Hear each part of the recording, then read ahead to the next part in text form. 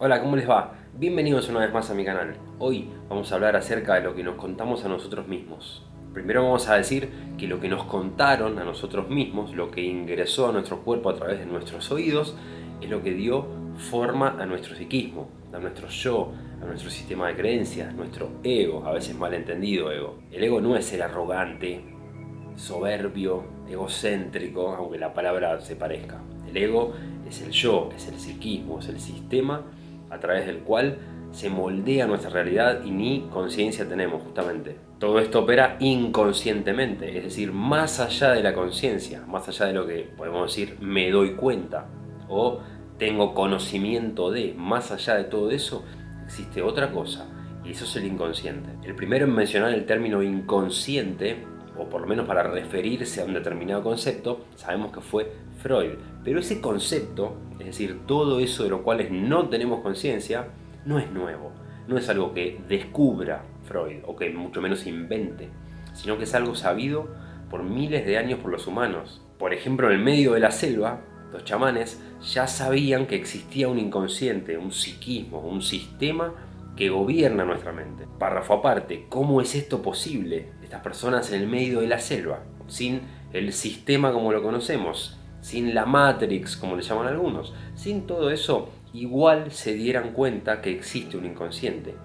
¿Por qué?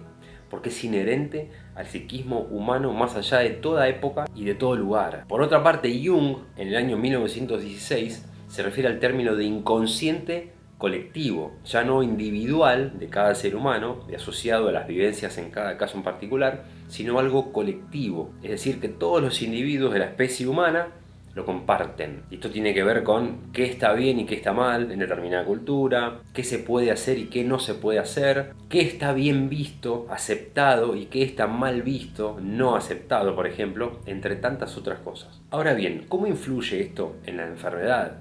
¿Cómo influye esto colectivo, esto que todos pensamos de manera colectiva, aún sin saberlo, en la salud de cada uno de nosotros? Esto influye de manera significativa en la salud de cada uno de nosotros. ¿Pero por qué?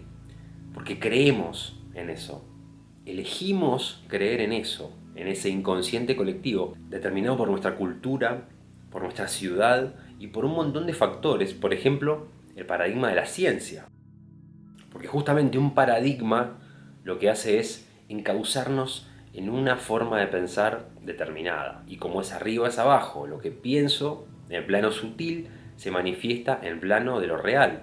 Entonces, ¿qué tan importante es elegir de manera consciente lo que creemos? Es algo vital, es algo crítico para tu vida y para tu salud. Existen muchas frases, oraciones que son tomadas como verdad. Si consideramos además que todo nuestro psiquismo fue dictado palabra por palabra por otro, padres, madre, cultura, como ya dijimos, y ese otro, a su vez, también le fue dictado su inconsciente, con lo cual esto pasa de generación en generación y se transforman en verdades universales que no son tales. ¿Cómo lo sabemos? Porque no son una regla universal. Si hay un individuo que rompió esa regla, ya no es tal, ya no es una regla, pero se nos enseña que sí. Se nos enseña que existe una regla con algunas excepciones, algunas irregularidades. Pues esas irregularidades son las que hacen el cambio, son las que señalan el camino para los demás, son las que iluminan los caminos. Vamos a algunos ejemplos.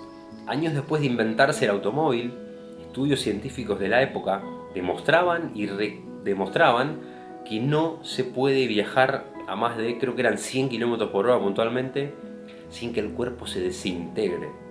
Habían sacado cuentas que ningún cuerpo humano podía resistir tal velocidad porque su estructura iba a colapsar de manera completa.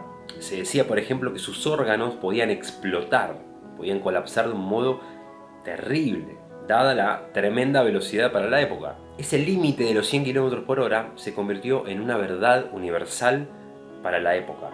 Todos pensaban eso, entonces todos creían eso en su mente y manifestaban eso en su realidad. Hasta que una persona tomó un vehículo, aceleró a más de 100 km por hora para demostrar que eso no era así, que su cuerpo no le había pasado lo que le dijeron que le iba a pasar, se bajó del vehículo sano y salvo, habiendo atravesado la barrera de los 100 km/h.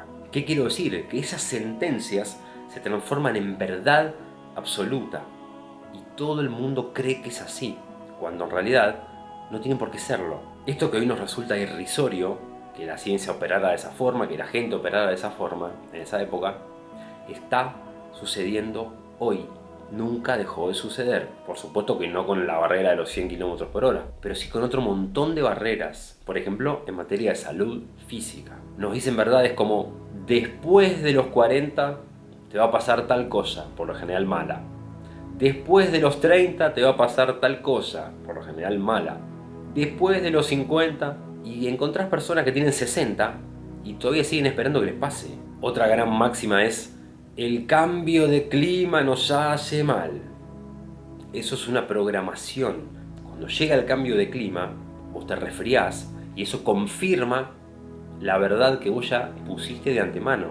Vos ya dijiste, el cambio de clima te hace mal.